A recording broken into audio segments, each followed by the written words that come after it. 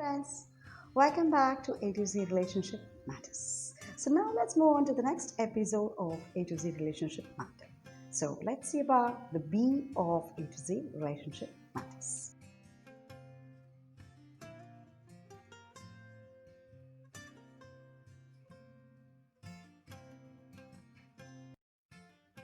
So in today's session, we're going to see the B of A to Z Relationship Matters. So by B for boundary. So we're going to see what a boundary is all about in psychology and what are the different types of boundaries. And lastly, we're going to see how to set our own boundaries and to how to restrict a person from using our personal space.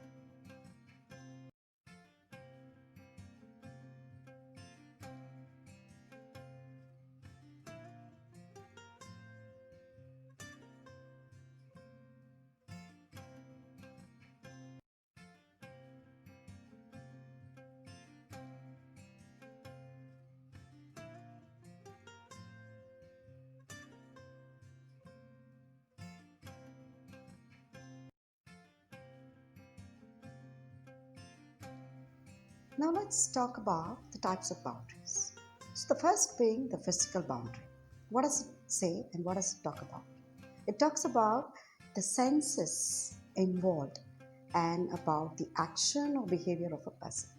So that is what you call it as a physical boundary. So sometimes when somebody else talks in a way that you're not comfortable with, or when somebody touches you the way you're not comfortable with, you immediately say you're crossing your limits, right? So what does it mean, crossing your limits? It means they are invading into your personal private space. So what exactly a boundary is? Just a virtual space. It's just a comfort zone of yours in which you feel I'm okay. Are you okay? So that's me. That's what you need to say as a boundary. So, coming to the next boundary, it's the emotional boundary. So, what does emotional boundary deal with? As how the physical boundary deals with the senses, your action, your behavior, the emotional boundary deals with your feelings. So, where exactly the feelings come from? They come from your thought process. Feelings are nothing but the end product of your thoughts. So, what you start thinking, you gradually start feeling. So, when you say, I'm not okay, I'm not comfortable, it means that with another person, it means that you feel you are uncomfortable.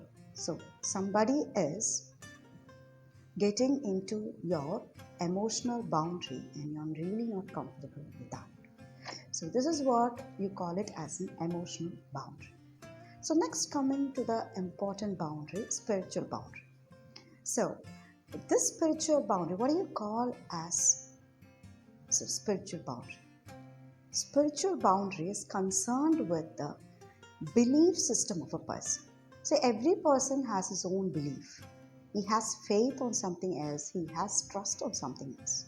So it is important that you give due respect to the other person's belief, the other person's trust and faith. So whenever you come up with an argument or you oppose his faith, you oppose his belief system, therein which you're invading into the other person's spiritual boundary. Spiritual does not just mean about your belief in God. It's God belief is also a part of spirituality. More than that, it is deeply into what exactly is there in the roots of your belief system. What is that you believe and what is that you've got faith with? It's what you call it as your spiritual boundary. So whenever we start opposing on to the other person's faith, belief, there will always be an argument and definitely you're going to spoil the relationship. So this is about the spiritual boundary. The next coming to talk about the materialistic boundary. What exactly do you call as materialistic? It's about the exchange of things, right? So it can either be money or the things which you feel very sentimental about and you don't want others to use it without your knowledge or without your permission, or you don't want others to use it and you have to, but you don't feel like saying it to the other. So in such situations, it's always better you say, See, please, there's something very personal to me, and I'm not really comfortable when others are using it. So, sorry, I cannot give you this. So, say it in a way, in a polite way, in an assertive way, such that you don't really feel like sharing it. So, this will certainly solve most of your feeling towards yourself. Okay, so you start feeling, you start lending things with which you're not comfortable with, and then you will start feeling, you start using mine. I really don't like the way he's using my things.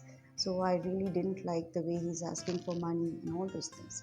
So always set in your materialistic boundaries with care and be very careful and focused in first understanding what is that you can share and what is that you cannot share.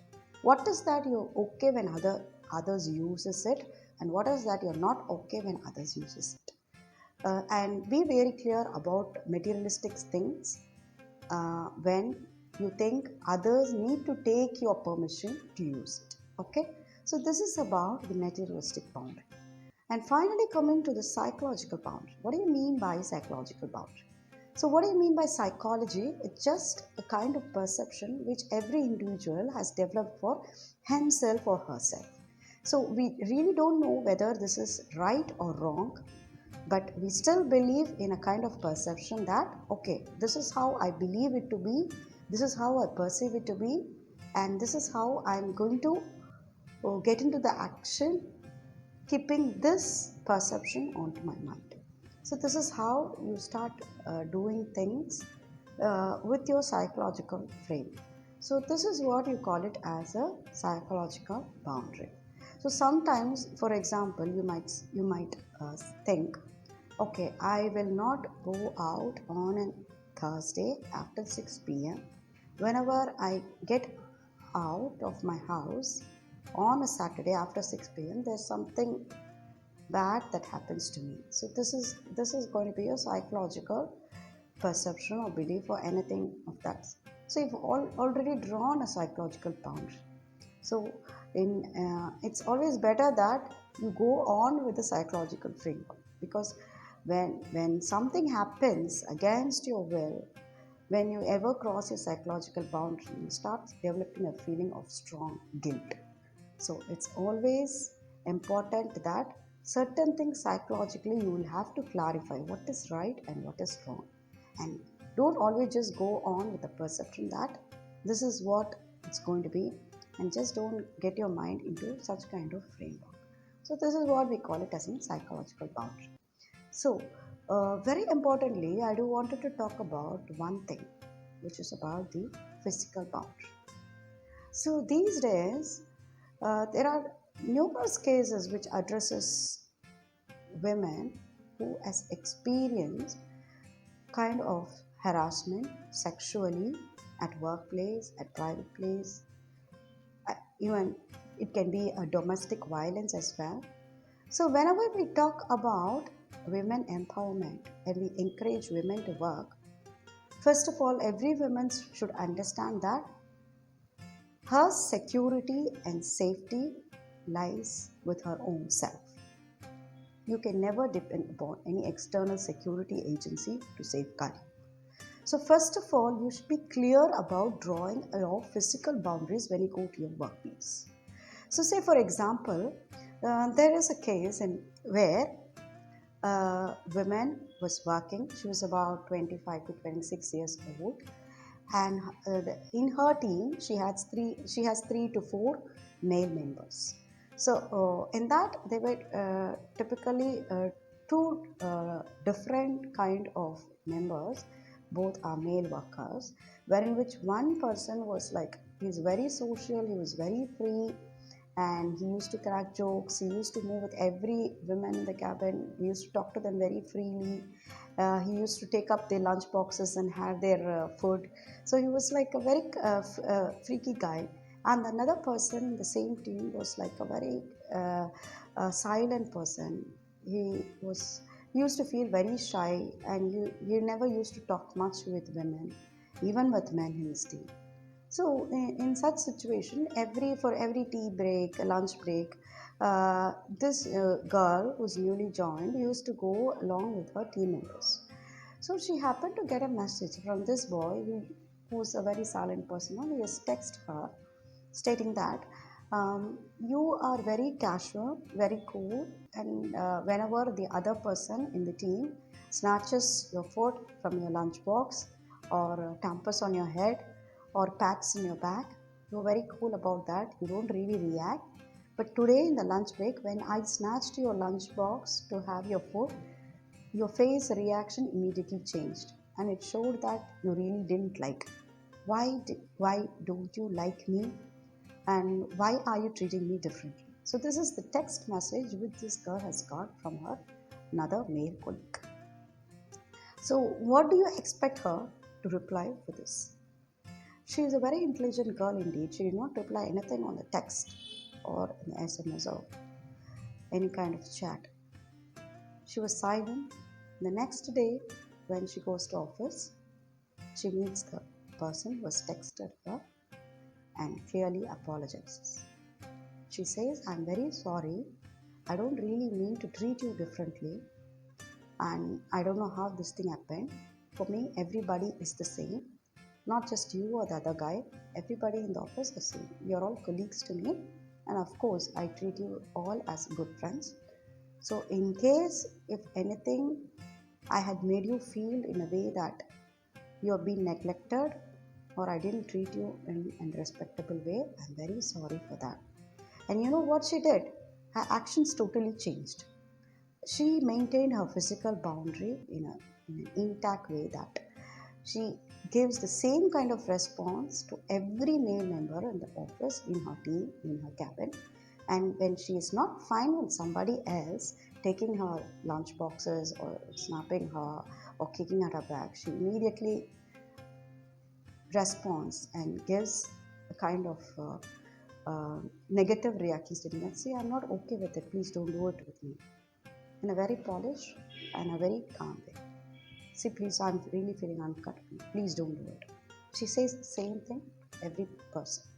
So by this, she puts her into a frame that I'm a kind of person who has set certain kind of boundaries, and I don't want any male member to cross in my own comfortable zone or personal space, and I don't want anybody else to make myself uncomfortable.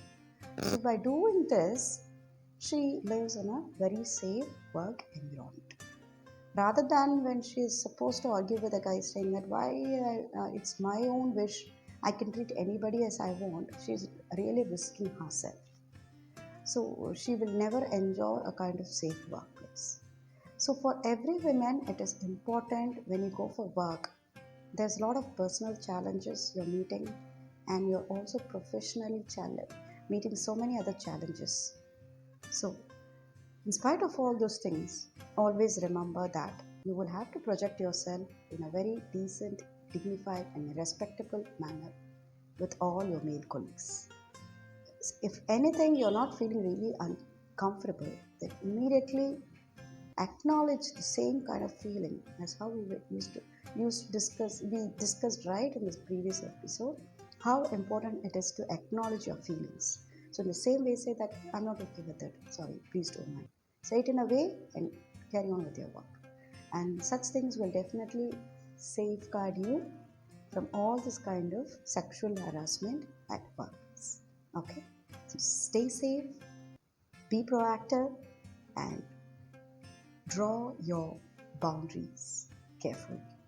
Have a healthy, happy,